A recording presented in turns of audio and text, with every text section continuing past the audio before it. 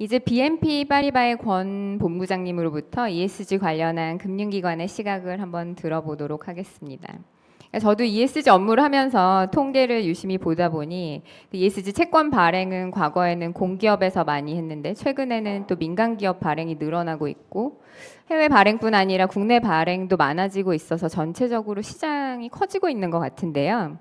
흔히 생각하기에 친환경 기업만이 ESG 본드를 발행할 수 있을 거라 생각하는데 포스코도 그렇고 탄소 배출을 많이 하는 전통적인 산업군에 속한 기업들도 ESG 본드 발행에 성공한 사례가 자주 보이는 것 같습니다.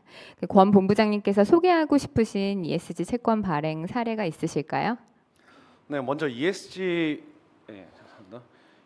채권 발행 사례를 말씀드리기 전에 일단 그 ESG 채권 시장에 대해서 간략하게 먼저 설명을 드려야 될 것 같습니다. 그 말씀하신 대로 ESG 시장은 지속적으로 커지고 있습니다. 2007년 유럽 투자은행 EIB의 첫 그린 본드 발행 이래 ESG 시장은 급속도로 성장해 왔고요. 앞으로도 더 커질 것으로 생각됩니다. 그 작년에 글로벌 시장에서 발행된 ESG 채권 규모는 약 4,900억 달러였고 이는 2019년 대비 약 80% 증가한 규모입니다. 이것만 봐도 ESG 채권의 비중 및 중요도가 확대되고 있다는 것을 짐작할 수 있습니다. 그래서 아직까지 정부 관련 자료에서 보시면 아시겠지만은 아직까지 정부 관련 기관들의 발행물이 2020년 기준으로 발행물 전체의 54%를 차지하고 있습니다. 하지만 민간 기업 발행도 2018년에 전체 발행 비중이 24%를 차지하던 것이 20년에는 30%로 증가했고 절대적인 발행 물량도 많이 증가했습니다. 그래서 이처럼 민간 기업 발행도 활발하게 이루어지고 있는 것은 아무래도 투자자들이 ESG에 대한 관심을 중점을 더 많이 두고 그리고 최근 기업들이 조달하는 데 있어서 금리에서 이제 조금씩 어드밴티지가 보이기 시작하면서 이게 많이 증가했다고 판단을 하고 있습니다. 그래서 ESG 채권 시장 초기에는 대부분 그린 본드가 발행됐었습니다. 하지만 지금은 그린 본드 이외에도 사회 채권인 소셜 본드 그리고 그린 본드와 소셜 본드 특징을 같이 포함하고 있는 지속 가능 채권 서스테너빌리티 본드 그리고 지속 가능 연계 채권이라고 불리는 이제 서스테너빌리티 링크드 본드 또는 SLB 등의 발행 형태가 많이 다양해졌고 앞으로도 더 많은 종류의 이러한 채권 형태가 나올 걸로 예상하고 있습니다. 근데 이렇게 최근 종류가 다양해진 배경에는 여러 가지 이유가 있겠지만은 전통 산업 기업들이 ESG 자금 조달을 하시는데 어느 정도 이런 ESG 채권 종류가 증가하는데 좀 영향을 미쳤다고 생각하고 있습니다. 그러니까 ESG 채권을 발행할 때 발행사들은 주로 ESG 본드 프레임워크를 작성하고 외부 인증기관 또는 SPO의 인증을 통해서 자금 사용처에 대해 공개를 해왔습니다. 투자자들 또한 특정 ESG 채권으로 조달되는 자금 사용처에 대해 주로 포커스 해왔습니다. 하지만 최근 해외 투자자들 사이에서 조금의 변화가 나타나기 시작했는데요. 물론 여전히 채권의 자금 사용처가 중요한 부분이지만 최근에는 보다 많은 투자자들이 특정 ESG 채권의 자격에 국한되지 않고 회사의 전반적인 ESG 전략을 큰 그림에서 평가하기 시작했습니다. 그래서 심지어는 최근에 한 영국에 있는 ESG 투자자가 한 말이 있습니다. 뭐라고 했냐면 우리는 채권이 그린이라서 투자하는 것이 아니라 회사가 그린이기 때문에 투자한다라고 말했었습니다. 그래서 일부 투자자들은 예를 들어 어떤 회사가 그린 본드를 발행하는데 이 채권으로 그린 프로젝트만 사용하겠다 하더라도 회사 자체가 ESG에 역행하는 행위를 하고 전체 ESG 전략이 구체적이지 않거나 환경을 개선하는 데 충분하지 않을 경우에는 이 채권은 그린워싱이 될 위험이 있다고 판단할 수 있습니다.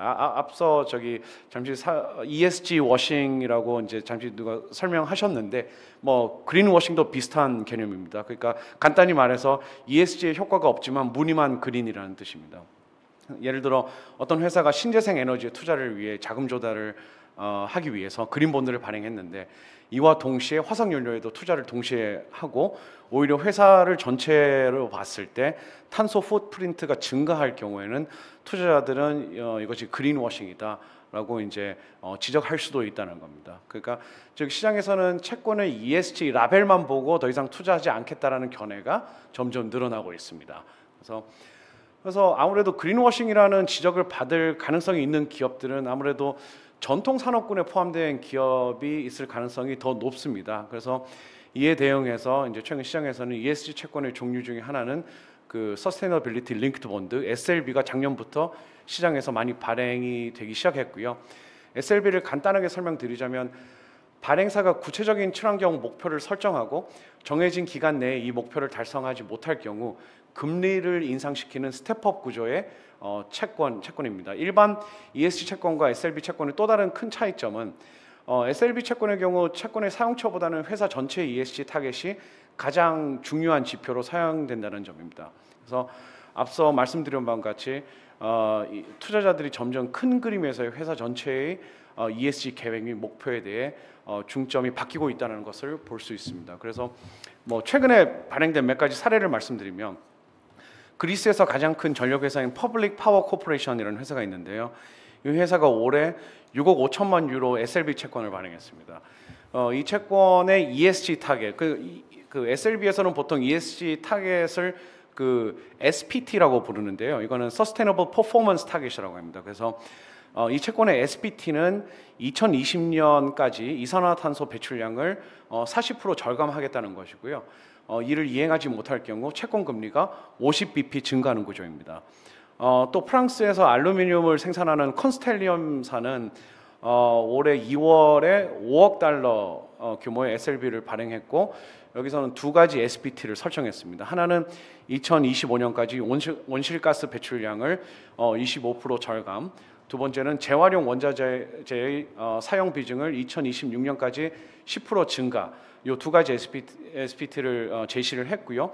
이를 달성하지 못할 경우 채권의 금리가 12.5bp 증가합니다. 그리고 마지막 그 사례로 작년에 남미 제지 회사인 그 수자노가 7억 5천만 달러 SLB를 발행했고 이 채권의 SPT는 2024년과 2025년의 평균 이산화탄소 배출량을 10% 이하로 줄이고 이를 이행 못할 경우 채권 금리가 25bp 인상되는 겁니다. 그래서 하지만 전통 산업이라고 해서 무조건 이러한 SLB만 발행할 수 있다는 말은 아닙니다. 최근 뭐 독일 이온사가 7억 5천만 유로, 미국 전기 및 가스 회사인 노던 스테이트 파워가 총 9억 달러 그린 본드, 그리고 자동차 회사인 도요타 및 다임러도 올해 그린 본드를 모두 성공적으로 발행했습니다. 다만 투자자들이 이제는 회사 전체 ESG 계획 및 이에 대한 이행 여부를 보다 세심히 들여다본다는 트렌드가 시작되었다고 말씀드릴 수 있습니다. 그래서 제 생각으로는 앞으로는 투자자들이 그 발행사들, 회사들의 구체적인 ESG 계획 및 ESG에 대한 어떤 정량적 평가를 기대할 수 있을 것으로 생각됩니다.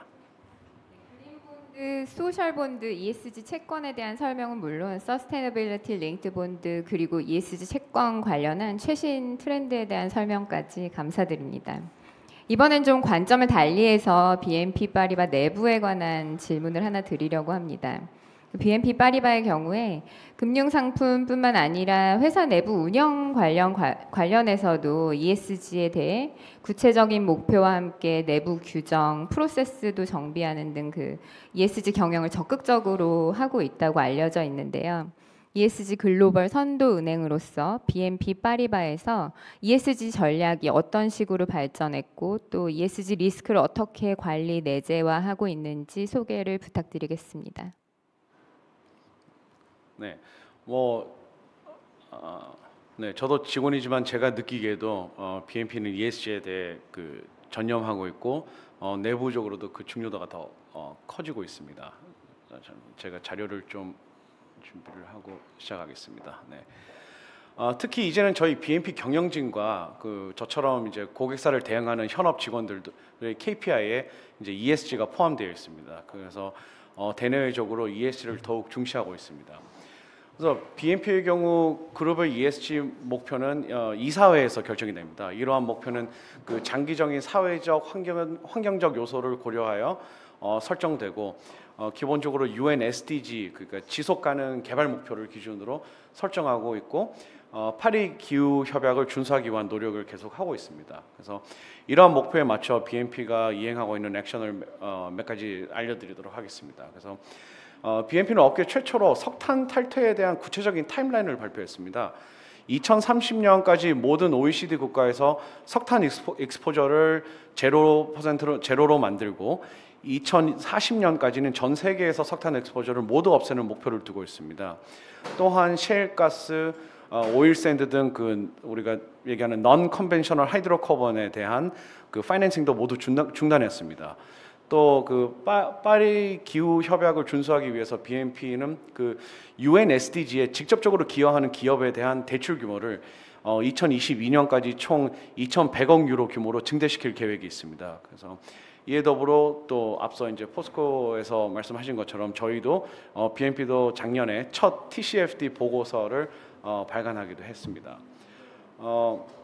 이러한 노력으로 인해 그 유로머니 더 뱅커와 같은 이제 기관들로부터 많은 인정을 받게 되었습니다. 그리고 2020년 기준으로 저희가 서스테너빌리티 본드 및 팬데믹 본드 각각 주간 실적 1위를 달성했고 BNP 자체 발행사로서 지난 4년간 5번의 그린 본드 발행을 통해 총 32억 5천만 유로를 조달한 바 있습니다. 그래서 이러한 채권 또는 금융상품 거래를 할 때 선행되어야 하는 저희 내부 프로세스를 들여다보게 되면 재무적인 요소 이외에 ESG, CSR 관련 리스크를 분석하게 됩니다.